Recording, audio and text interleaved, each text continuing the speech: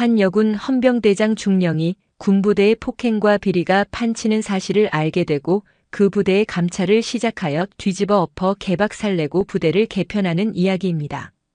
영상 시청 이전에 구독과 좋아요 부탁드리겠습니다. 저희에게 큰 힘이 됩니다.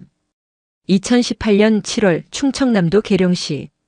대한민국 국군의 심장부인 계룡대의 여름은 예년보다 뜨거웠다. 장마가 끝났다는 예보가 무색하게 연일 35도를 웃도는 폭염이 맹위를 떨쳤다.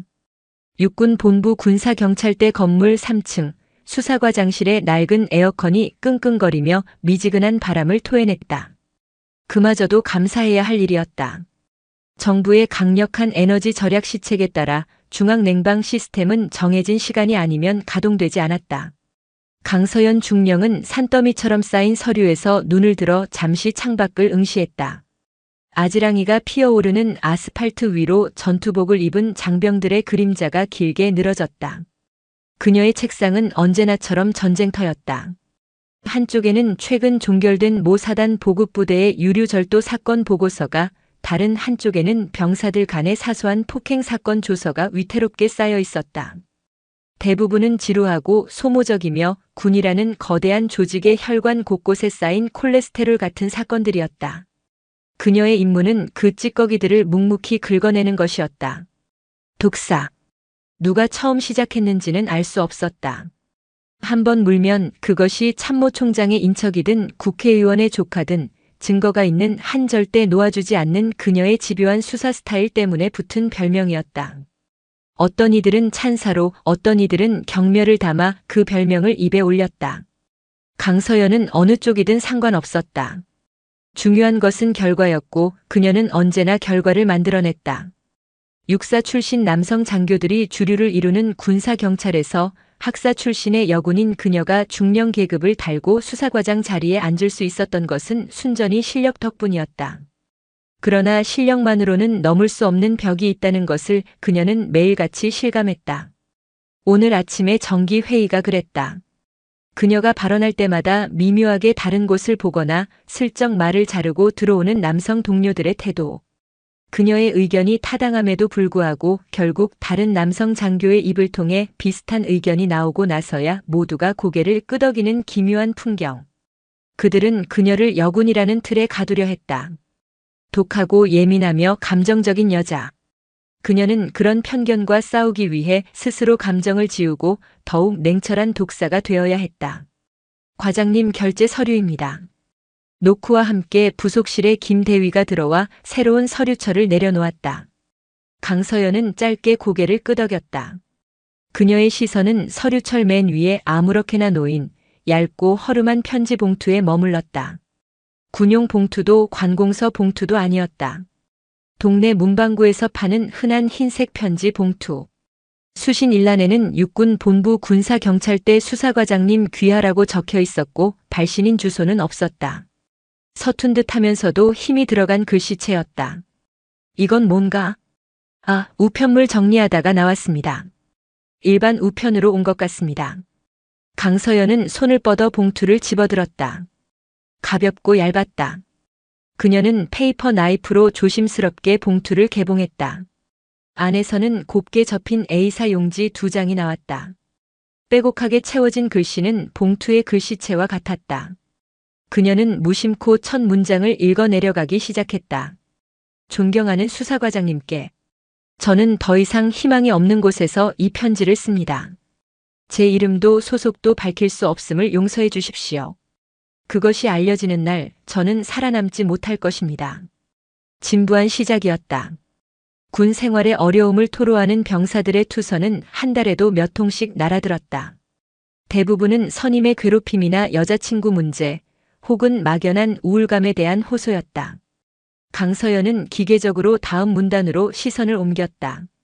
그리고 그 순간 그녀의 미간이 미세하게 좁혀졌다. 이곳은 강원도 철원 제5보병사단 100호 부대입니다. 우리의 대대장 한민준 소령은 모두에게 영웅으로 칭송받습니다. 언론에서는 그를 GOP의 강철 사나이, 적들이 가장 두려워하는 지휘관이라 부릅니다. 하지만 이곳은 지옥입니다. 한민준 소령은 우리에게 신이자 악마입니다. 한민준 소령. 강서연은 그 이름을 알고 있었다. 작년 최정예 전투부대 경연대회에서 우승을 차지하며 육군 참모총장 표창을 받은 스타 장교. 각종 군사 전문지와 언론에 여러 차례 소개되었고 그의 카리스마 넘치는 리더십과 혁신적인 훈련 방식은 육군 전체에 귀감이 되었다. 흠잡을 데 없이 완벽한 군인. 그런 그를 고발하는 내용이었다. 한민준 소령은 실전 같은 훈련이라는 명목 아래 상습적으로 병사들을 폭행합니다. 방탄모로 머리를 찢고 전투화로 늑골을 걷어찹니다. 사소한 실수를 한 병사는 모두가 보는 앞에서 돼지 새끼, 벌레만도 못한 놈이라는 욕설과 함께 인격적으로 살해당합니다. 지난달에는 이모 일병이 야간 훈련 중 발목을 접질렸지만 꾀병을 부린다며 진료를 막아 결국 인대가 파열되었습니다. 그는 지금 의병 전역을 기다리고 있습니다. 하지만 군의관의 진단서에는 개인 부주의로 인한 사고라고 적혀 있습니다. 강서연은 숨을 잠시 멈췄다. 편지지를 쥔 손에 힘이 들어갔다. 이것은 단순한 괴롭힘의 차원을 넘어서는 이야기였다. 구체적인 날짜와 피해자의 성씨까지 거론되어 있었다. 이 모든 악행의 중심에는 군수장교 김진우 대위가 있습니다. 그는 한민준 소령의 충실한 개입니다. 한 소령의 비위를 맞추기 위해 유류와 부식, 심지어 새로 보급된 신형 방탄복까지 빼돌려 팔아넘기고 있습니다. 빼돌린 돈은 한 소령에게 상납되거나 두 사람이 함께 부대 밖에서 유흥비로 탕진합니다. 이 사실을 아는 병사들은 보복이 두려워 아무 말도 못합니다. 오히려 김 대위는 횡령 사실을 눈치챈 병사들을 콕 집어내 한 소령의 폭행 대상으로 만듭니다. 이곳에서 정의는 죽었습니다. 편지는 절규에 가까운 문장으로 끝을 맺고 있었다. 과장님. 과장님께서 독사라 불리는 것을 알고 있습니다. 제발 이 지옥을 물어주십시오. 저희를 구해주십시오. 이것이 저의 마지막 희망입니다. 강서연은 편지를 내려놓고 의자에 깊숙이 몸을 묻었다.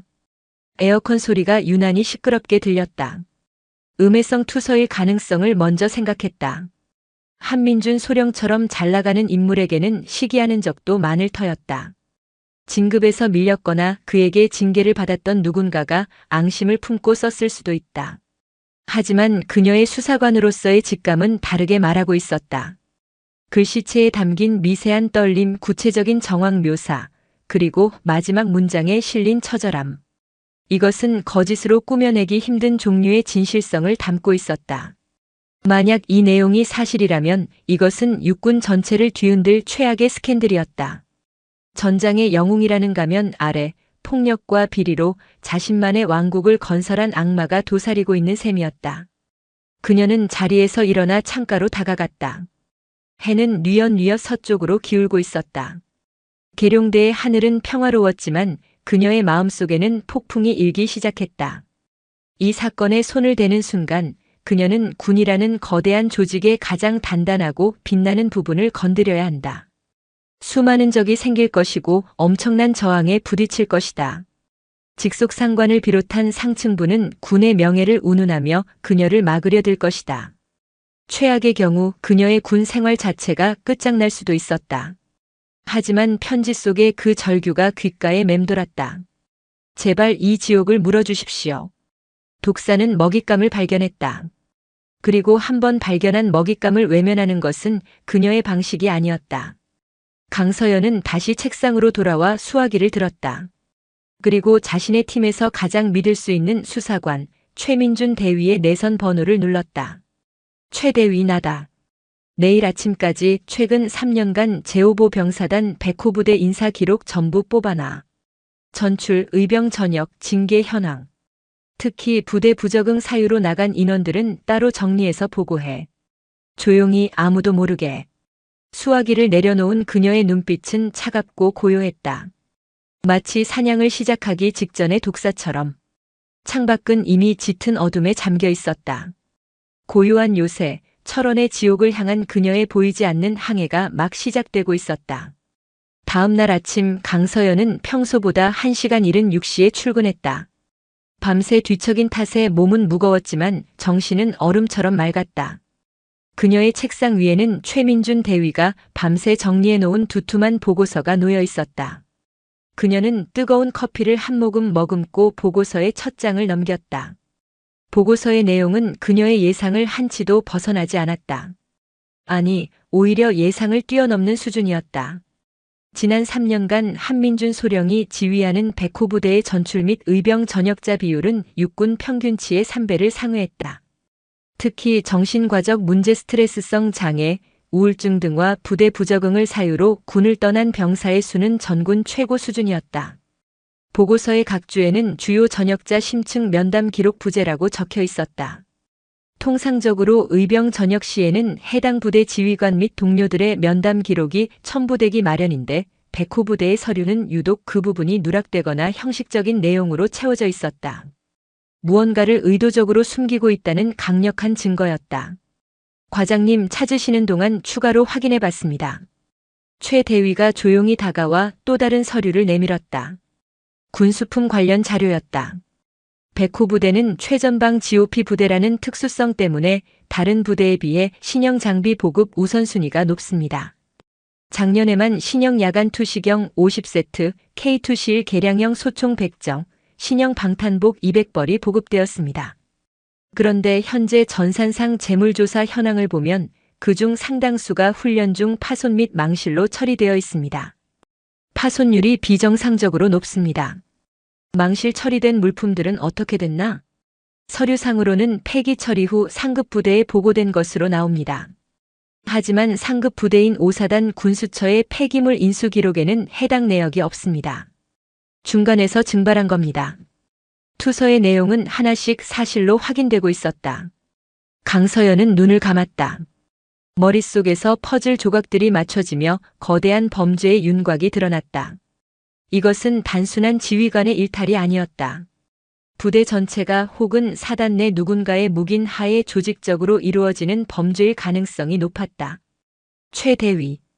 오늘 오후에 철원으로 출장 간다.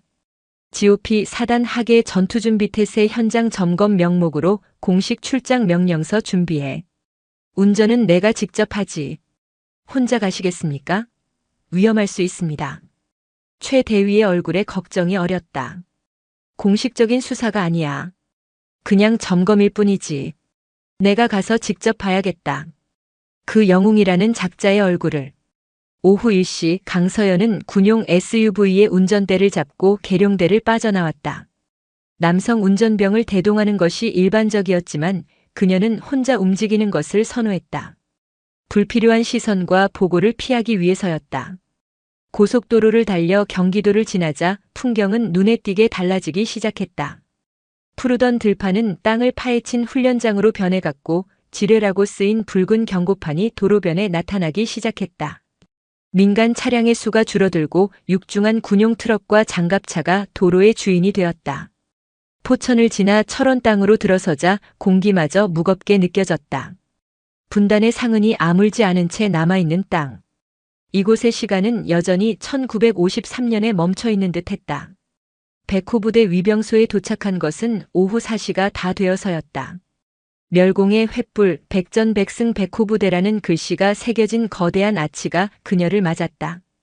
위병소 근무자는 본부에서 온 중령 계급의 여군 지휘관을 보고 잠시 당황했지만 이내 절도 있는 동작으로 경례를 붙이며 차단기를 올렸다. 부대 안으로 들어서는 순간 강서연은 이곳이 투서에 묘사된 지옥이라는 것을 믿기 어려웠다. 연병장에서는 수십 명의 병사들이 먼지를 일으키며 각계 전투 훈련에 한창이었고 건물들은 한치의 오차도 없이 정렬되어 있었다.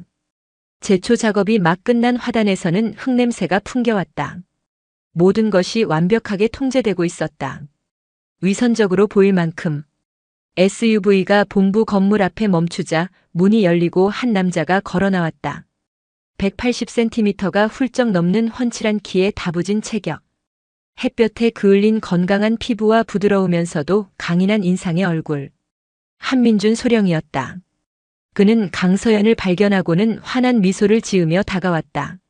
안녕하십니까, 과장님. 멀리까지 오시느라 고생 많으셨습니다. 대대장 소령 한민준입니다. 충성. 군더더기 없는 경례와 자신감 넘치는 목소리. 군사 잡지 화보에서 튀어나온 것 같은 모습이었다. 수고 많다 한소령. 딱딱하게 할 것 없어. 하계 전투준비태세 점검차 둘러보러 온 거니까. 강서연은 차에서 내리며 그의 눈을 똑바로 응시했다. 그의 눈은 조금의 흔들림도 없이 맑고 당당했다. 저 눈빛 뒤에 그런 추악한 비밀을 감추고 있단 말인가. 마침 잘 오셨습니다. 저희 부대원들이 얼마나 열심히 하는지 보여드릴 기회가 생겼군요. 이쪽으로 가시죠. 먼저 저희 부대 현황에 대해 간략히 보고드리겠습니다. 한민주는 유려한 몸짓으로 그녀를 대대장실로 안내했다. 그의 뒤를 따르며 강서연은 스쳐 지나가는 병사들의 얼굴을 살폈다. 모두가 그녀와 한민준을 향해 우렁차게 경례했지만 그들의 눈빛은 하나같이 바닥을 향해 있었다. 지휘관에 대한 존경심에서 나오는 경례가 아니라 기계적인 복종과 공포에서 비롯된 행동이라는 것을 그녀는 알 수 있었다. 대대장실은 그의 성격을 보여주는 듯 깔끔하게 정돈되어 있었다. 벽에는 부대기, 대통령 부대 표창장, 그리고 작전 지도가 빈틈없이 걸려 있었다. 한민주는 직접 냉커피를 타서 그녀에게 건네며 부대 현황에 대해 브리핑하기 시작했다. 막힘없는 언변, 정확한 데이터 제시, 그리고 부대원들에 대한 자부심. 완벽한 지휘관의 모습이었다. 강서연은 간간히 고개를 끄덕이며 그의 말을 들었지만 그녀의 신경은 온통 다른 곳을 향해 있었다. 그녀는 지금 뱀의 굴에 들어와 있었다. 그리고 뱀의 꼬리를 잡기 위해서는 뱀의 혀가 얼마나 매끄럽고 현란하게 움직이는지 끝까지 지켜봐야 했다. 브리핑이 끝날 무렵 강서연은 잔을 내려놓으며 말했다. 브리핑은 잘 들었다. 역시 명성대로군. 이제 시설을 좀 둘러볼까? 물론입니다. 어디부터 보시겠습니까? 한민준의 얼굴에 자부심이 가득했다. 강서연은 잠시 생각하는 척하다가 가장 예상치 못한 곳을 찔렀다. 생활관부터 가보지. 우리 병사들이 어떻게 지내는지 그게 제일 중요하니까. 그 순간 한민준의 미소 띤 얼굴에 찰나의 균열이 생겼다가 사라지는 것을 강서연은 놓치지 않았다. 생활관 말입니까? 한민준의 목소리는 여전히 평온했지만 그의 눈빛은 미세하게 흔들리고 있었다. 그의 옆에 그림자처럼 서 있던 군수장교 김진우 대위는 노골적으로 당황한 기색을 감추지 못하고 마른 침을 삼켰다. 그래, 생활관. 요즘 병영 문화 혁신이 화두잖나. 장병 복지가 곧 전투력 아니겠나. 가장 기본적인 의식주 환경부터 확인하는 게 순서지. 강서연은 태연하게 말하며 자리에서 일어섰다. 그녀의 말은 명분이 확실했기에 한민주는 더 이상 거절할 수 없었다. 물론입니다. 저희 백호부대 생활관은 전군 최고 수준이라 자부합니다. 그는 애써 미소를 지으며 앞장섰다. 대대장실을 나와 생활관 건물로 향하는 짧은 복도를 걷는 동안 기묘한 침묵이 흘렀다. 한민주는 앞서 걸으며 무전기로 무언가 짧게 지시했다. 생활관에 미리 연락해 준비를 시키려는 속셈일 터였다. 강서연은 못 들은 척 그의 등을 바라보았다. 완벽하게 다려진 전투복, 흐트러짐 없는 자세. 그러나 그의 등은 어딘지 모르게 경직되어 있었다. 생활관 건물에 들어서자 강한 소독약 냄새가 코를 찔렀다. 너무 강해서 부자연스러울 정도였다. 급하게 청소를 한 티가 역력했다. 복도 끝 삼생활관 앞에 다다르자 한민준이 문을 열며 말했다. 삼생활관입니다. 편히 둘러보십시오. 문이 열리는 순간 안에 있던 30명 남짓한 병사들이 용수철처럼 튀어올라 충성을 외쳤다. 한 명의 흐트러짐도 없는 마치 기계와도 같은 움직임이었다. 생활관 내부는 모델하우스처럼 정돈되어 있었다. 관물되는 자로 잰 듯 줄이 맞춰져 있었고 바닥에서는 광이 났다. 모포는 칼같이 각이 잡혀 있었다. 하지만 강서연의 눈에 비친 것은 완벽함이 아니었다. 그것은 공포가 만들어낸 비정상적인 질서였다. 편히 쉬어. 그냥 둘러보는 거니까. 강서연이 부드럽게 말했지만 병사들은 누구 하나 긴장을 풀지 못했다. 그들의 시선은 강서연에게 향해 있었지만 초점은 그녀의 뒤에 서 있는 한민준에게 고정되어 있었다. 강서연은 일부러 천천히 생활관을 가로질렀다. 병사들의 얼굴을 하나하나 뜯어보았다. 앳된 얼굴, 까맣게 탄 피부, 그리고 하나같이 그늘진 눈빛. 그녀는 관물대 앞으로 다가가 아무 관물대나 하나 열어보았다. 옷가지들이 백화점 진열장처럼 접혀 있었다. 정리정돈이 아주 잘 되어 있군. 포상휴가라도 줘야겠어. 그녀는 농담처럼 말하며 관물대를 닫았다. 그리고 대열의 맨 끝, 창가 쪽에 서 있는 한 병사 앞에서 걸음을 멈췄다. 유난히 체구가 왜소하고 창백한 얼굴의 병사였다. 명찰에는 일병 박지훈이라고 적혀 있었다. 다른 병사들처럼 부동자세를 취하고 있었지만 공포에 질려 미세하게 떨리는 턱을 감추지는 못하고 있었다. 강서연의 시선은 그의 목으로 향했다. 전투복깃 위로 아주 희미하게 그러나 분명하게 보이는 검붉은 흔적. 손가락으로 누른 자국처럼 보였다. 박일병. 이 일병 박지훈. 박지훈 일병이 경기를 하듯 대답했다. 목소리가 심하게 갈라져 나왔다. 목에 그건 뭔가? 벌레에 물렸나? 강서연의 나지막한 질문에 생활관의 모든 소음이 증발했다. 에어컨 소리마저 들리지 않는 완전한 정적이 흘렀다. 30명의 병사들과 한민준, 김진우의 시선이 모두 박지훈에게로 쏠렸다. 박지훈의 얼굴은 하얗게 질려 핏기가 사라졌다. 그의 눈동자는 겁에 질린 사슴처럼 하염없이 흔들렸다. 아닙니다. 어제 훈련 중에 나뭇가지에 긁힌 자국입니다. 그가 겨우 쥐어짜낸 대답이었다. 거짓말이었다. 나뭇가지에 긁힌 상처와 누군가 목을 졸랐을 때 생기는 우렬 자국은 전혀 달랐다. 강서연은 의무 기록을 떼보면 바로 들통날 거짓말이라는 것을 알았지만 그를 더 이상 다그치지 않았다. 지금 이 자리에서 진실을 말하는 것은 그를 사지로 내모는 것과 같았다. 그런가? 훈련이 험한 모양이군. 조심하게. 그때 뒤에 서 있던 한민준이 부드럽지만 단호한 목소리로 끼어들었다. 박일병이 원래 좀 덤벙대는 구석이 있습니다. 제가 특별히 더 신경 쓰도록 하겠습니다. 과장님, 다른 곳도 보시겠습니까? 한민준은 교묘하게 대화의 흐름을 끊고 강서연과 박지훈 사이를 가로막듯 한 걸음 앞으로 나섰다. 모든 상황을 통제하려는 의도가 명백했다. 강서연은 더 이상 아무 말도 하지 않고 박지훈에게서 시선을 거두었다. 하지만 그녀의 뇌리에는 겁에 질려 파르르 떨리던 그의 눈동자와 전투복깃 위로 선명했던 그 멍자국이 낙인처럼 새겨졌다. 그것으로 충분했다. 투서의 내용, 비정상적인 인사 기록, 그리고 살아있는 증거. 모든 조각이 맞춰졌다. 아니, 충분히 봤다. 이 정도면 보고서에 쓸 말은 충분하겠군. 강서연은 한민준을 스쳐 지나며 말했다. 부대 복귀해서 보고해야 하니 이만 가보겠다. 배웅은 필요 없다.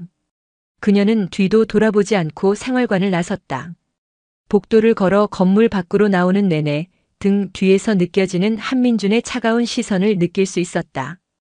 SUV에 올라 시동을 걸자 백미러를 통해 굳은 얼굴로 서 있는 한민준과 김진우의 모습이 보였다. 강서연은 그들을 잠시 응시하다가 가차없이 엑셀을 밟았다. 부대를 벗어나 철원의 황량한 국도를 달리는 내내 그녀는 아무 말도 하지 않았다. 창밖의 풍경도 라디오 소리도 귀에 들어오지 않았다. 오직 박지훈 일병의 겁에 질린 얼굴만이 눈앞에 어른거렸다. 그것은 단순한 멍자국이 아니었다. 짓밟힌 한 젊은이의 영혼이었고 공포에 잠식된 부대의 비명이었으며 영웅이라는 이름 뒤에 숨은 추악한 진실의 편린이었다. 계룡대로 향하는 길 해는 이미 지고 있었다. 강서연은 한적한 휴게소에 차를 세우고 휴대폰을 꺼냈다. 그리고 최민준 대위의 번호를 눌렀다. 나다. 철원에서 복귀 중이다. 성과가 있으셨습니까? 성과라. 그래, 있었지. 강서연은 깊게 숨을 내쉬었다. 최 대위, 지금부터 전쟁이야. 내일 아침 공식 수사팀 구성을 위한 보고서 작성을 시작한다. 투서 내용, 인사기록 분석 자료, 군수품 횡령 의혹 자료 전부 준비해. 그리고 폭행 및 가혹행위 혐의를 추가한다. 내가 직접 본 증인이자 증거다. 그녀의 목소리는 차갑고 단단했다. 이제 더 이상의 탐색전은 없었다. 독사는 마침내 지옥의 실체를 확인했고 이제 그 심장을 향해 이빨을 드러낼 시간이었다. 하늘에는 별이 하나둘 떠오르고 있었다. 그러나 철원의 그 고요한 요새에는 또다시 별빛 없는 밤이 찾아오고 있을 터였다. 계룡대의 아침은 언제나처럼 분주하게 시작되었다. 그러나 강서연 중령의 수사과장실만큼은 폭풍 전야의 고요함이 감돌았다. 그녀의 책상 위에는 더 이상 잡다한 민원 서류가 없었다. 오직 한 가지 사건, 백호부대 관련 자료만이 지도처럼 펼쳐져 있었다. 밤사이 그녀와 최민준 대위는 공식 보고서의 뼈대를 완성했다. 하지만 그것만으로는 부족했다. 한민준이라는 영웅을 쓰러뜨리기 위해서는 그의 갑옷을 뚫고 들어갈 날카로운 창이 필요했다. 그 창은 바로 사람의 증언이었다. 과장님 명단입니다. 최 대위가 A사 용지 몇 장을 내려놓았다. 지난 3년간 백호부대를 떠난 157명의 이름과 군번, 그리고 그들이 떠난 사유가 빼곡히 적혀 있었다. 강서연은 붉은 펜을 들고 명단을 훑어내려갔다. 만기 전역, 정상 전출 같은 항목들은 가차없이 줄을 그어지웠다. 그녀의 펜이 멈춘 곳은 의병 전역과 현역 복무 부적합 심사 현부심 항목이었다. 특히 진단명에 우울장애, 불안장애, 외상 후 스트레스 장애 PTSD, 적응장애 같은 단어가 적힌 이름들 위에서 그녀의 펜은 동그라미를 그렸다. 32명. 3년 동안 한 대대에서 32명의 젊은이들이 마음의 병을 얻어 군복을 벗었다. 이것은 전쟁터에서도 나오기 힘든 수치였다. 이들의 현재 연락처와 주소 파악할 수 있나? 인사사령부 기록과 민간 행정망을 교차 확인하면 가능합니다. 다만 공식적인 수사 절차가 아니기 때문에 조회 기록이 남을 경우 문제가 될 수 있습니다. 최 대위의 말에 강서연은 잠시 고민했다. 이미 지휘 계통을 무시하고 독자적인 내사를 진행하는 것 자체가 위험한 도박이었다. 하지만 뱀을 잡으려면 굴에 손을 넣는 것을 두려워해서는 안 되었다. 최소한의 기록만 남기는 선에서 진행해. 그리고 자네가 직접 연락하지 마. 내가 한다. 혹시라도 문제가 생기면 모든 책임은 내가 져. 그녀의 단호한 말에 최 대위는 말없이 고개를 끄덕였다. 그의 눈에는 존경과 우려가 뒤섞여 있었다. 그는 조용히 사무실을 나가 보이지 않는 곳에서 그녀의 창을 벼리는 역할을 시작했다. 오후가 되자 최 대위는 32명의 민간인 신상 정보를 담은 파일을 그녀에게 건넸다. 강서연은 자신의 사무실 문을 잠그고 개인 휴대폰을 들었다. 군용 전화나 사무실 전화는 도청의 위험이 있었다. 첫 번째 이름에 적힌 번호를 눌렀다. 신호음이 길게 이어지다 낯선 남성의 목소리가 들려왔다. 여보세요? 네, 안녕하십니까? 저는 육군 군사경찰대 강서연 중령입니다. 혹시 김영수 씨 되십니까? 순간 수화기 너머로 침묵이 흘렀다. 그리고 이내 신경질적인 목소리가 터져나왔다. 군대? 나 군대랑 볼 일 없는데. 잘못 거셨습니다. 잠깐만요, 김영수 씨. 백호부대 관련해서 여쭤볼 게 있어서. 딸깍. 전화는 일방적으로 끊겼다. 강서연은 잠시 휴대폰을 내려다보다 다음 번호를 눌렀다. 이번에는 한 여성, 아마도 대상자의 어머니인 듯한 사람이 전화를 받았다. 강서연이 신분을 밝히자 여성의 목소리는 순식간에 날카로워졌다. 우리 아들한테 왜 또 전화해요? 당신들 때문에 애 인생 망가진 것도 모자라서 이제 뭘 더 어쩌려고요? 다시는 이리로 전화하지 마세요. 세 번째, 네 번째 시도도 마찬가지였다. 어떤 이는 욕설을 퍼부었고 어떤 이는 전화를 받자마자 끊어버렸다. 그들의 반응은 한결같았다. 군대라는 단어에 대한 극도의 경계심과 트라우마. 백호부대는 그들에게 잊고 싶은 악몽 그 자체였다. 강서연은 잠시 통화를 멈추고 차갑게 식은 커피를 마셨다. 예상했던 반응이었지만 막상 겪으니 가슴이 답답해왔다. 그들은 두려워하고 있었다. 제대한 지 한참이 지난 지금까지도 한민준이라는 이름의 그림자에서 벗어나지 못하고 있는 것이다. 포기할 수는 없었다. 그녀는 다시 명단을 들여다봤다. 그리고 한 명의 이름에 시선이 멈췄다. 박성준 가명. 전역 사유는 적응장애. 그의 주소지는 계룡시에서 멀지 않은 대전광역시였다. 강서연은 전략을 바꾸기로 했다. 전화가 아닌 직접 부딪혀보기로. 다음 날 강서연은 사복으로 갈아입고 개인 차량을 운전해 대전으로 향했다. 박성준의 주소는 낡은 다세대 주택이 밀집한 구도심의 한 골목이었다. 그녀는 차를 근처 공영주차장에 세우고 그의 집 앞에서 한참을 기다렸다. 1시간쯤 지났을까 모자를 깊게 눌러 쓴 한 청년이 편의점 봉투를 들고 터덜터덜 걸어왔다. 사진으로 본 박성준의 얼굴이었다. 23살의 나이가 믿기지 않을 만큼 야위고 지친 모습이었다. 박성준 씨. 강서연이 나지막이 부르자 그가 화들짝 놀라며 고개를 들었다. 경계심 가득한 눈으로 그녀를 위아래로 훑었다. 누구세요? 육군 군사경찰대의 강서연입니다. 이야기 좀 나눌 수 있을까요? 군사경찰이라는 말에 박성준의 얼굴은 하얗게 질렸다. 그는 뒷걸음질 치며 소리쳤다. 전 아무것도 몰라요. 저한테 왜 이러세요? 다 끝난 일이잖아요. 당신을 해치려는 게 아닙니다. 도와주러 왔어요. 당신과 같은 다른 피해자들을 위해서요. 강서연은 최대한 부드러운 목소리로 그를 설득했다. 하지만 그는 완강했다. 제발 저 좀 내버려 두세요. 그는 거의 빌다시피 말하며 서둘러 집 안으로 들어가 버렸다. 문이 쾅 닫히는 소리가 골목에 울렸다. 강서연은 굳게 닫힌 문을 잠시 바라보다 무거운 발걸음을 돌렸다. 실패였다. 하지만 그녀는 좌절하지 않았다. 오히려 박성준의 반응은 그녀의 확신을 굳혀주었다. 저토록 극심한 공포는 실제로 끔찍한 일을 겪지 않고서는 나올 수 없는 반응이었다. 그날 저녁 사무실로 복귀한 그녀에게 최 대위가 조심스럽게 다가왔다. 과장님 1명. 연락이 닿았습니다. 만나보겠다고 합니다.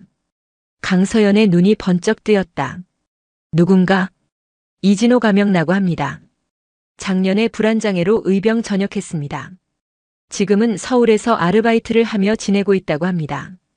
그가 왜 만나겠다고 하던가? 과장님께서 철원 부대에 직접 다녀오셨다는 이야기를 듣고 마음을 바꾼 것 같습니다. 이번에는 진짜 뭔가 바꿀 수 있을지도 모른다고 했습니다.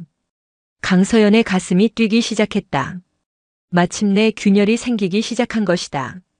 약속은 이틀 후 서울의 한적한 대학가 근처의 낡은 카페에서 잡혔다. 강서연은 약속 시간보다 30분 먼저 도착해 창가 구석에 자리를 잡았다. 약속 시간이 되자 문이 열리고 한 청년이 들어왔다. 그는 주위를 두리번거리다 강서연을 발견하고는 쭈뼛거리며 다가왔다. 저, 이진호입니다. 사진보다 훨씬 말라 있었고 불안한 듯 계속 손톱을 물어뜯고 있었다. 강서연은 일어나 그에게 자리를 권하며 따뜻한 코코아를 주문했다. 나와줘서 고맙습니다, 이진호 씨. 아닙니다. 그는 고개를 숙인 채 시선을 맞추지 못했다. 강서연은 다그치지 않고 그가 마음을 열 때까지 기다려주었다. 한참의 침묵 끝에 이진호가 떨리는 목소리로 입을 열었다. 정말 한민준 소령을 조사하시는 겁니까? 그렇습니다. 그리고 당신의 도움이 필요합니다. 그 사람은 악마입니다. 그 한마디와 함께 댐이 무너지듯 그의 이야기 보따리가 터져나왔다. 그의 증언은 투서의 내용보다 훨씬 더 끔찍하고 구체적이었다. 입대 초반에는 존경했습니다. 카리스마 있고 훈련도 잘 가르치고 정말 영웅인 줄 알았습니다. 그런데 어느 날부터인가 사소한 실수를 할 때마다 사무실로 불려가기 시작했습니다. 처음에는 욕설이었고 그 다음에는 뺨을 맞았고 나중에는 재떨이가 날아왔습니다. 그는 자신의 이마 한쪽을 가리켰다. 머리카락에 가려져 있었지만 희미한 흉터가 보였다. 이게 그 재떨이에 맞은 자국입니다. 피가 철철 나는데도 정신 똑바로 차리라며 제 피로 바닥에 글씨를 쓰게 했습니다. 나는 쓰레기다라고요. 강서연은 주먹을 꽉 쥐었다. 분노가 치밀어 올랐지만 그녀는 표정을 바꾸지 않고 그의 말을 경청했다.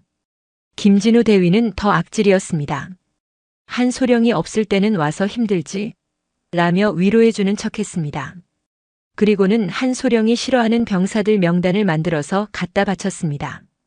보급품을 일부러 빼돌려서 그 병사들을 곤경에 처하게 만들기도 했습니다. 겨울에 방한 장갑을 일부러 주지 않아서 동상에 걸리게 만들고는 개인 관리 부실로 징계를 받게 하는 시기였습니다. 이진호는 울먹이며 말을 이었다. 가장 끔찍했던 건 뻘밭 훈련이었습니다. 비가 많이 온 다음 날 연병장이 진흙탕이 되면 한 소령의 기분에 따라 몇몇을 지목해서는 밤새도록 포복을 시켰습니다. 전투복도 없이 속옷만 입힌 채로요. 인간이 아니라 짐승이 된 기분이었습니다. 거기서 제발 죽게 해달라고 빌었습니다. 그의 증언은 1시간 넘게 이어졌다. 강서연은 녹음기에 빨간 불빛을 응시하며 그의 모든 말을 기록했다. 마침내 그의 이야기가 끝났을 때 카페 창밖은 어두워져 있었다. 이진호는 탈진한 듯 테이블에 엎드려 흐느꼈다. 강서연은 자리에서 일어나 그의 어깨를 가만히 두드려 주었다. 힘든 이야기를 해줘서 정말 고맙습니다. 당신의 용기가 헛되지 않도록 내가 모든 걸 걸고 약속하겠습니다. 카페를 나와 차에 올라탄 강서연은 녹음기를 다시 한번 확인했다. 그 안에는 한 악마의 민낯과 짓밟힌 한 청년의 절규가 고스란히 담겨 있었다. 이것은 단순한 증거가 아니었다. 심판을 위한 불쏘시개였다. 그녀의 마음속에서 뜨거운 무언가가 차올랐다. 이것은 더 이상 단순한 사건 수사가 아니었다. 사람을 구하는 일이었다. 그녀는 다시 최 대위에게 전화를 걸었다. 나다. 첫 번째 증언 확보했다. 녹취 파일은 안전하게 백업해둬. 그리고 다음 사람을 찾아. 이진호 씨에게 다른 피해자들을 설득해달라고 부탁해놨다. 이제부터 쫓겨난 자들이 입을 열기 시작할 거다. 수화기 너머로 최 대위의 긴장된 숨소리가 들려왔다. 강서연은 전화를 끊고 서울의 야경을 바라보았다. 수많은 불빛이 강물처럼 흐르고 있었지만 그녀의 눈에는 오직 하나의 목표만이 선명하게 보였다. 거대한 성벽처럼 자신을 감싸고 있는 영웅의 가면을 벗겨내고 그 안에 숨은 추악한 괴물을 세상 밖으로 끌어낼 시간이었다. 이진호의 증언은 도화선에 붙은 작은 불씨였다. 강서연이 그에게 건넸던 당신의 용기가 헛되지 않게 하겠다는 약속은 그가 속해 있던 피해자들의 단체 채팅방을 통해 조용히 퍼져나갔다. 처음에는 반신반의하던 이들도 군사경찰대 수사과장이 직접 움직인다는 사실에 술렁이기 시작했다.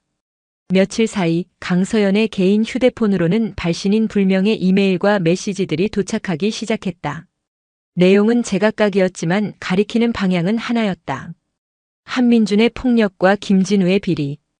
두 개 작은 균열이 걷잡을 수 없이 번지고 있었다. 강서연의 사무실은 이제 완벽한 비밀작전 본부가 되어 있었다. 창문은 블라인드로 가려졌고 한쪽 벽면을 가득 채운 화이트보드에는 백호 부대의 조직도와 인물 관계도가 그려져 있었다. 중심에는 한민준과 김진우의 사진이 붙어 있었다. 그 주위로 이진호를 비롯한 피해자들의 이름이 하나씩 추가될 때마다 거미줄은 점점 더 촘촘해졌다. 과장님, 증언은 계속 쌓이고 있습니다. 하지만 이것만으로는 부족할 수 있습니다. 최민준 대위가 커피 잔을 내려놓으며 말했다.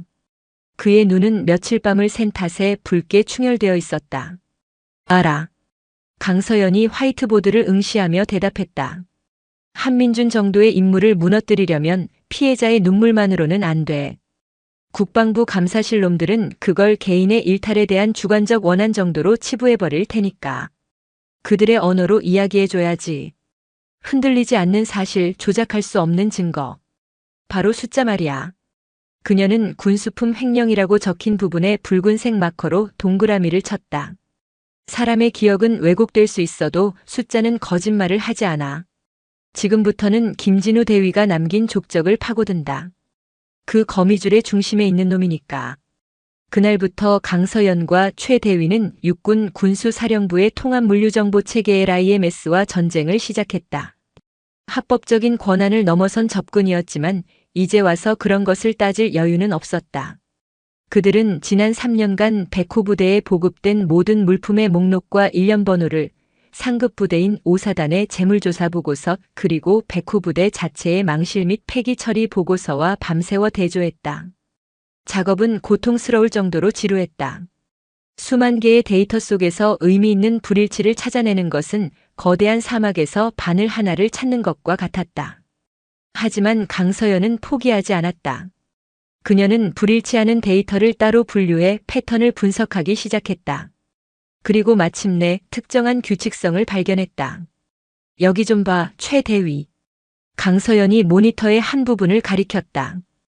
야간 투시경이나 신형 조준경 같은 고가의 광학 장비들.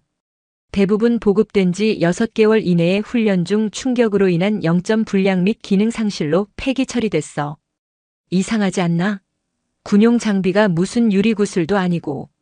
마모나 소모가 심한 전투화나 방탄 헬멧 같은 품목의 망실률은 오히려 평균치보다 낮습니다. 반면 현금화하기 좋은 소형 전자장비나 특수 기능성 전투복 같은 것들의 망실률은 비정상적으로 높습니다. 의도적인 선별의 흔적이 보입니다. 정확해. 그리고 이 모든 폐기 처리 보고서의 최종 결재란에 누구의 사인이 있지? 강서연이 묻자 최 대위가 나지막이 대답했다. 군수장교 김진우 대위입니다. 이제 목표는 명확해졌다. 김진우. 그가 바로 횡령의 실행자였다. 강서연은 그의 뒤를 캐기 시작했다. 공식적인 방법이 아니었기에 인맥과 편법이 동원되었다. 최 대위는 육본 동기 중 신용정보 관련 부서에 근무하는 친구에게 사적인 부탁을 했다. 며칠 후 암호화된 파일 하나가 그의 메일로 도착했다. 김진우 대위의 지난 5년간의 금융거래 요약 정보였다. 파일을 열어본 강서연의 입에서 낮은 탄식이 흘러나왔다. 김진우는 빚더미에 앉아 있었다. 제2금융권과 사채에까지 손을 댄 흔적이 역력했다. 주식 투자 실패와 불법 스포츠 도박으로 인한 채무가 그의 월급으로는 감당할 수 없는 수준이었다. 그가 백호 부대로 전입 온 시점과 그의 빚이 기하급수적으로 늘어난 시점, 그리고 부대의 군수품 망실률이 급증하기 시작한 시점은 정확하게 일치했다. 범행 동기는 차고 넘쳤다. 돈이 필요한 놈에게 횡령할 기회를 준 거군. 한민주는 김진우의 약점을 꿰뚫어보고 자기 손을 더럽히지 않을 대리인으로 삼은 거야. 폭력으로 부대원들의 입을 막고 김진우는 마음껏 물건을 빼돌리고. 완벽한 공생관계지. 남은 마지막 퍼즐 조각은 작물 처리였다. 김진우는 빼돌린 군수품을 어떻게 현금으로 바꿨을까? 강서연은 부대 위병소의 차량 출입 기록을 분석하기 시작했다. 김진우 대위는 유난히 야간 개인 용무를 사유로 한 외출이 잦았다. 그의 차량이 부대를 빠져나간 시간과 경로를 추적하던 최 대위가 마침내 유의미한 패턴을 발견했다. 과장님 이상합니다.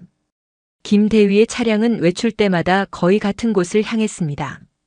부대에서 30분 거리인 포천시 외곽의 한 공업단지입니다. 그런데 그곳은 유흥가나 번화가와는 거리가 먼 낡은 공장과 고물상들이 밀집한 곳입니다. 강서연의 눈빛이 날카로워졌다. 그 공업단지 지도를 화면에 띄워봐. 위성 지도에 나타난 공업단지는 회색과 갈색으로 얼룩진 황량한 공간이었다. 강서연은 지도를 확대하며 김진우의 차량이 주로 머물렀던 구역을 살폈다. 그리고 한 곳에 시선이 멎었다. 만물자원. 간판만 보면 평범한 고물상이었다. 하지만 그 위치가 절묘했다. 공업단지 가장 안쪽 인적이 드문 막다른 길에 위치해 있었다. 이곳이다. 다음 날 작업복 점퍼에 낡은 청바지 그리고 얼굴의 반을 가리는 야구모자.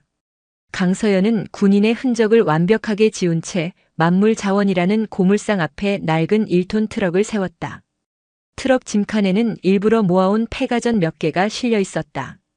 최 대위는 조금 떨어진 곳에서 만일을 대비하고 있었다. 고물상은 생각보다 더 허름했다. 녹슨 철문 안쪽 마당에는 산더미 같은 고철과 폐지들이 아무렇게나 쌓여 있었다. 컨테이너를 개조한 사무실에서 기름때 묻은 작업복을 입은 험상궂은 인상의 남자가 나왔다. 뭐 팔러 왔소? 네, 집에서 안 쓰는 것들 좀. 얼마나 쳐주나요? 강서연은 일부러 어수룩한 말투로 물었다. 남자는 짐칸을 힐끗 보더니 헐값을 불렀다. 강서연은 값을 깎는 척하며 그와 실랑이를 벌였다. 그러는 동안 그녀의 눈은 마당 구석에 쌓인 물건들을 빠르게 훑었다.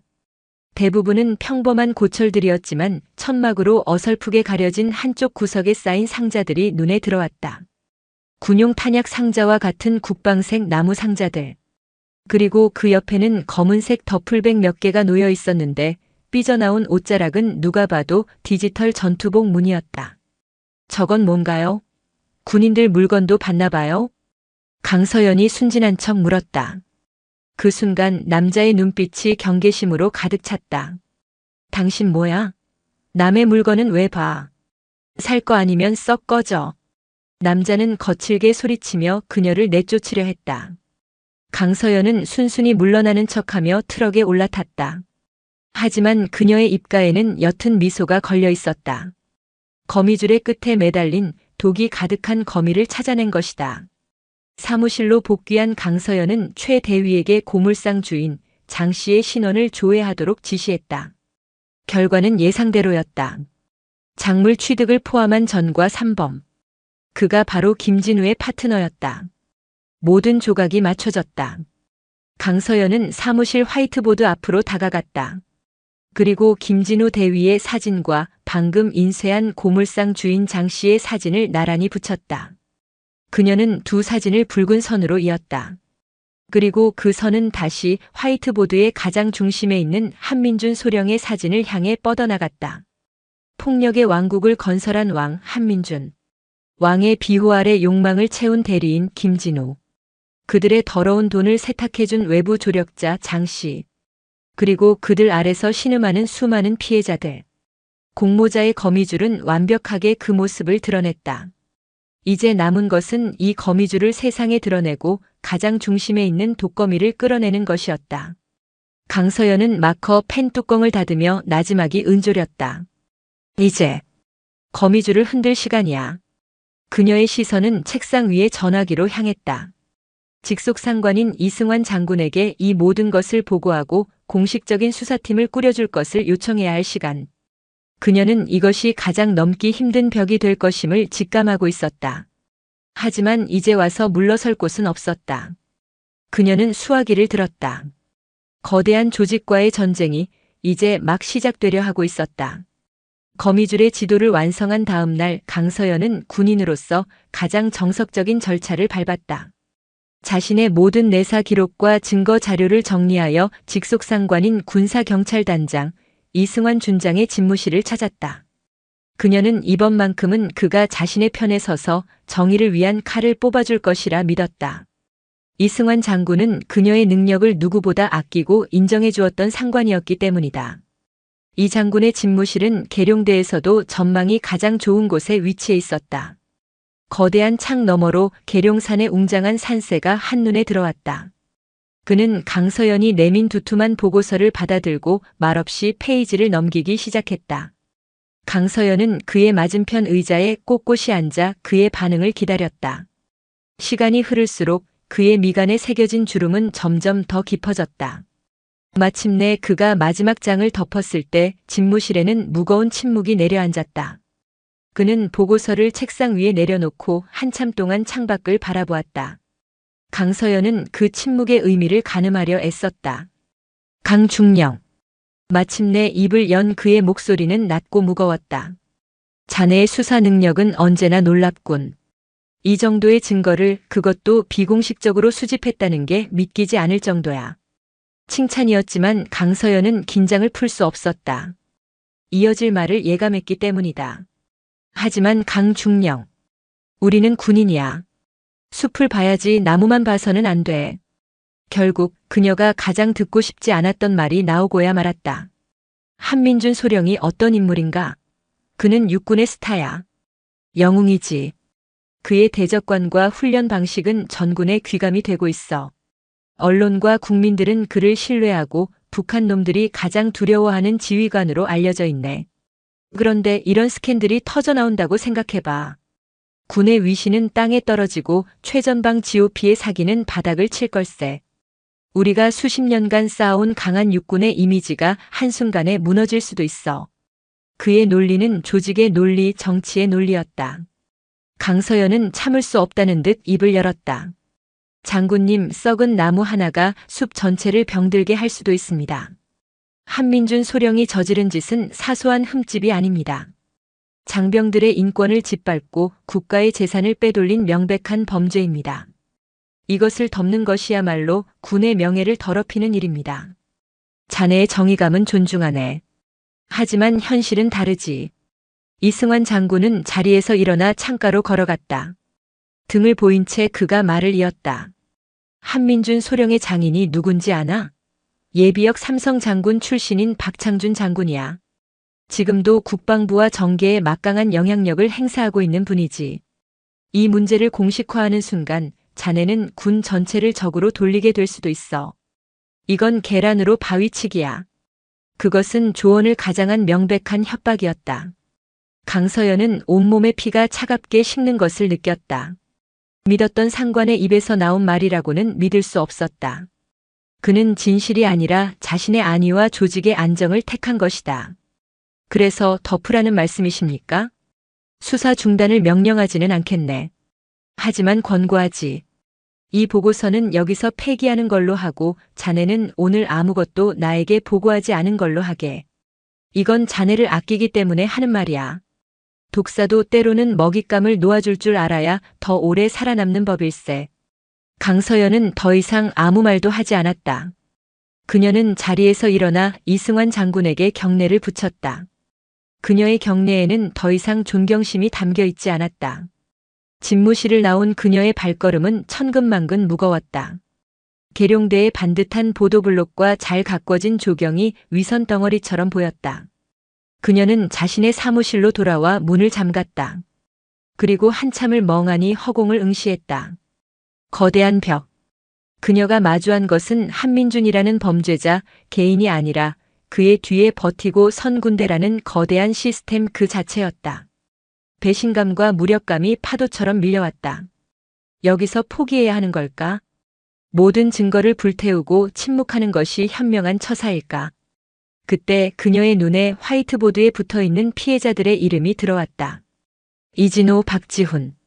그들의 겁에 질린 눈동자와 떨리던 목소리가 생생하게 떠올랐다. 그들을 외면한다면 자신은 평생 스스로를 용서할 수 없을 터였다. 제발 이 지옥을 물어주십시오. 귓가에 맴돌던 투서의 마지막 문장이 그녀의 심장을 다시 뛰게 했다. 밤이 깊어졌다.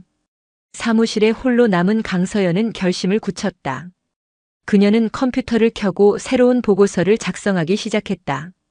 이승환 장군에게 제출했던 보고서보다 훨씬 더 상세하고 훨씬 더 날카로운 보고서였다.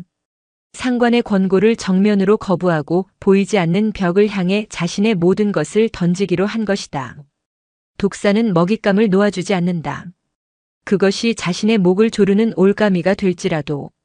강서연은 꼬박 이틀 밤을 새워 새로운 보고서를 완성했다. 그것은 단순한 보고서가 아니라 그녀의 군 생활 전체를 건 탄환이었다. 그녀는 이 탄환을 가장 효과적으로 발사할 곳을 알고 있었다. 지휘 계통이 막힌 이상 정상적인 방법으로는 승산이 없었다. 그녀가 선택한 곳은 육군 본부 내에서도 가장 독립적이고 막강한 권한을 지닌 곳, 바로 육군참모총장 직속 감찰실이었다. 감찰실은 군 내의 모든 비위를 감찰하고 조사하는 총장의 눈과 귀 같은 조직이었다. 이곳에 직접 투서하는 것은 항명으로 비칠 수 있는 극단적인 방법이었지만 지금 그녀에게 남은 유일한 길이었다. 그녀는 완성된 보고서와 그동안 수집한 모든 증거, 이진호의 육성이 담긴 녹취 파일, 김진우의 금융거래 내역 철원 고물상의 현장 사진, 비정상적인 인사기록 데이터 분석표를 하나의 USB에 담았다. 그리고 감찰실에서 근무하는 육사 동기에게 극비리에 연락을 취했다. 과거 그녀에게 신세를 진 적이 있는 동기였다. 나다. 부탁 하나만 하자.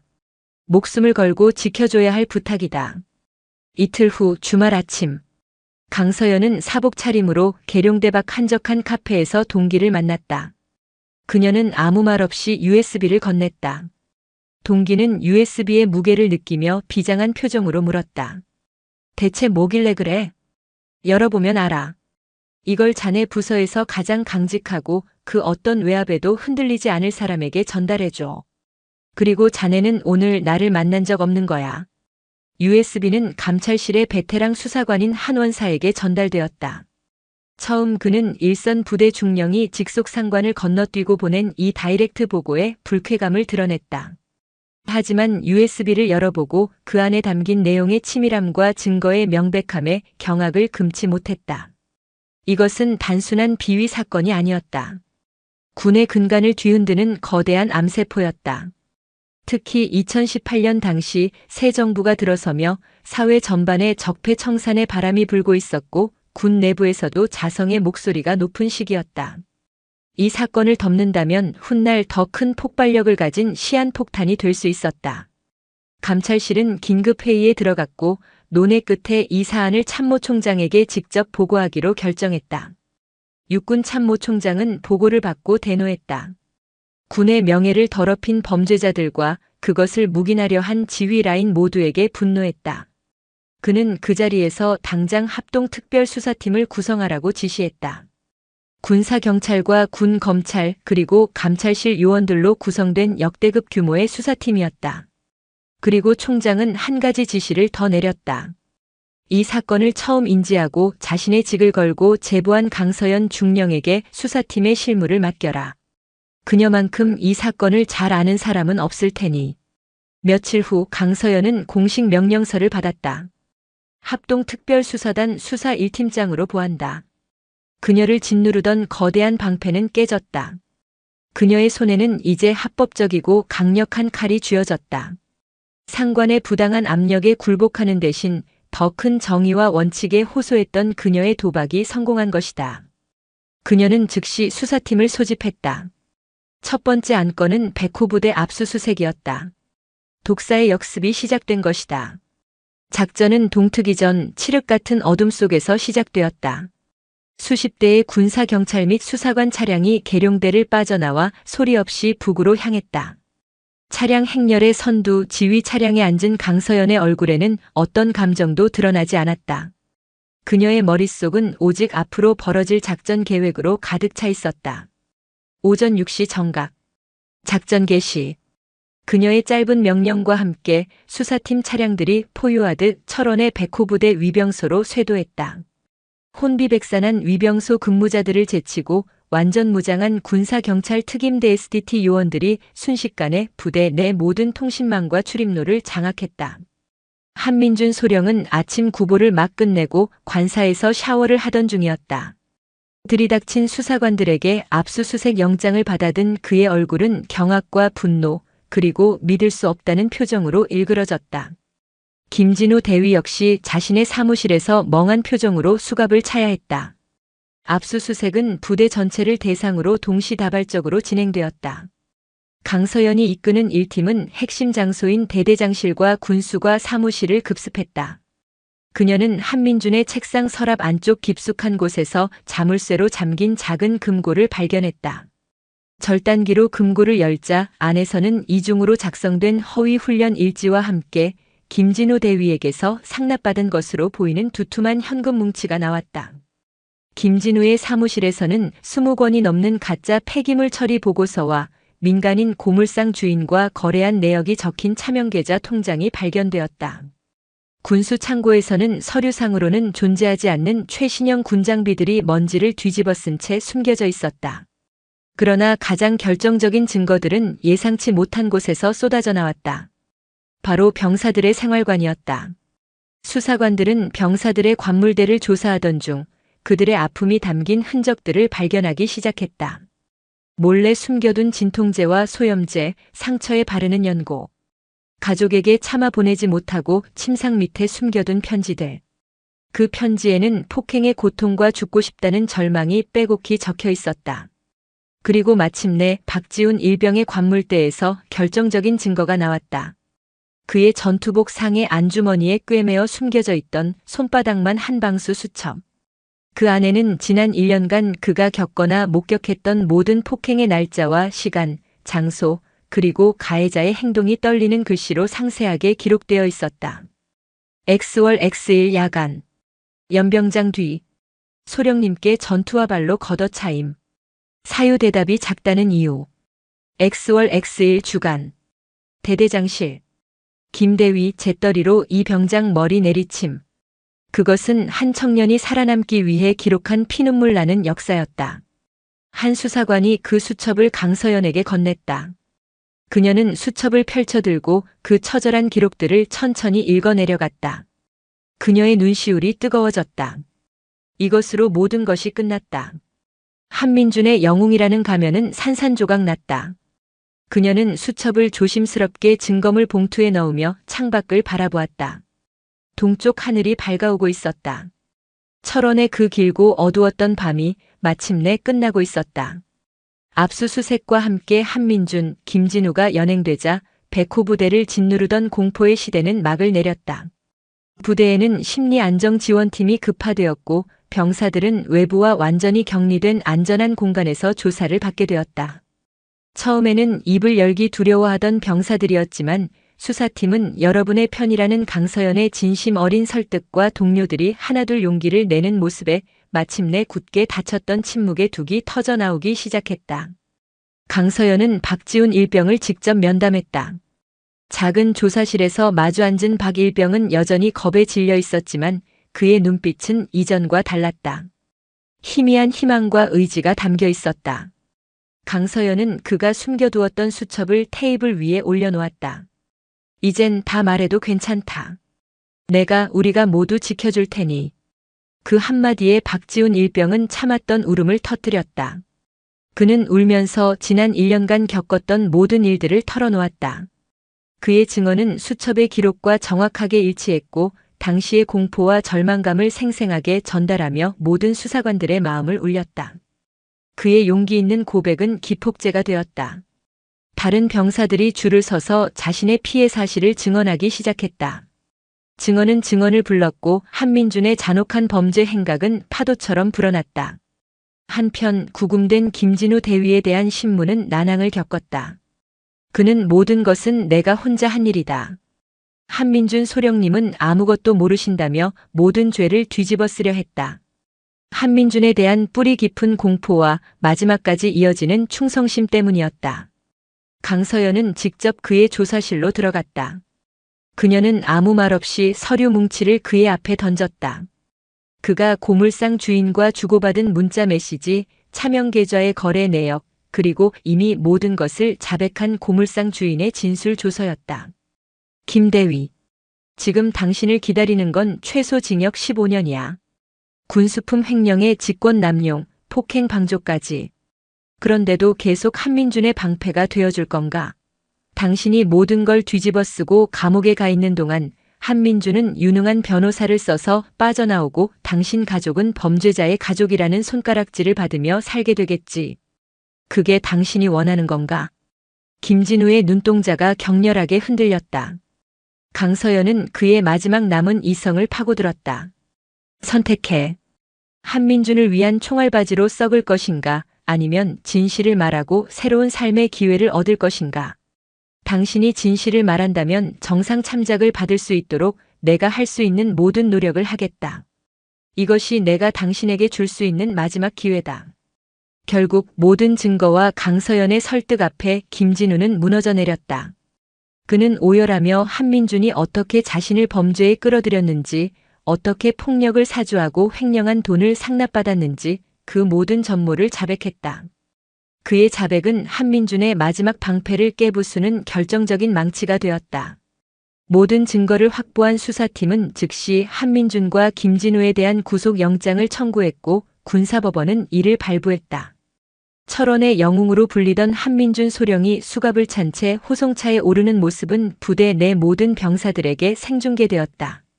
그것은 한 시대의 종말을 알리는 상징적인 장면이었다. 군사재판은 세간의 뜨거운 관심 속에 열렸다. 한민준 측은 국내 최고의 로펌을 변호인단으로 선임해 강한 훈련 과정에서 빚어진 오해라며 무죄를 주장했다. 또한 여군인 강서연 중령이 남성적인 군대 문화에 대한 반감과 개인적인 공명심으로 사건을 부풀리고 조작했다며 수사의 정당성 자체를 폄하하는 전략을 펼쳤다.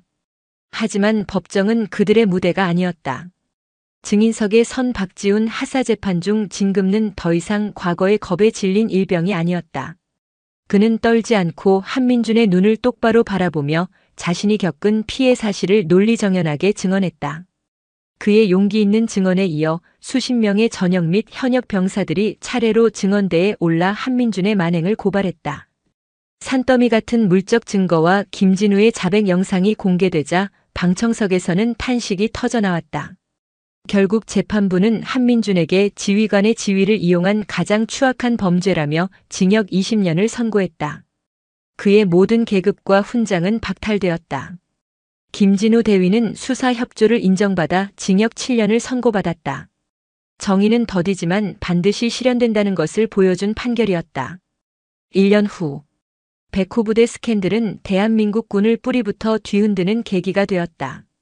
국방부는 대대적인 병영 문화 개선 작업에 착수했고 그 중심에 병영문화혁신단이라는 새로운 조직이 탄생했다. 이 혁신단의 초대 단장으로 임명된 것은 이 사건을 해결한 공로로 대령으로 특별 진급한 강서연이었다.